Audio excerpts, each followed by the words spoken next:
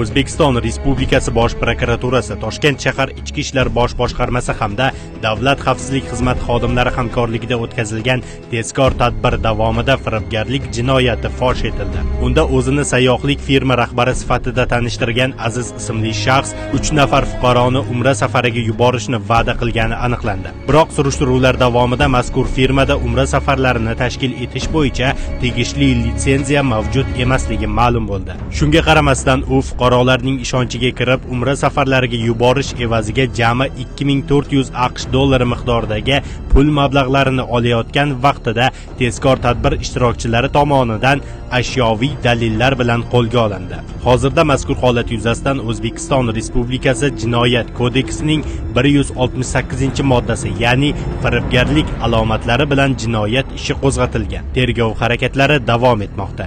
Hurmatli fuqarolar, Umra va boshqa ziyorat safarlariga chiqishdan avval turistik tashkilotlarning litsenziyasi, ruxsatnomalari hamda shartnomalarini sinchiklab tekshiring. Firibgarlarga aldanib qolmang. Huquq-tartibot organlari tomonidan bu boradagi nazorat tadbirlari izchil davom etmoqda.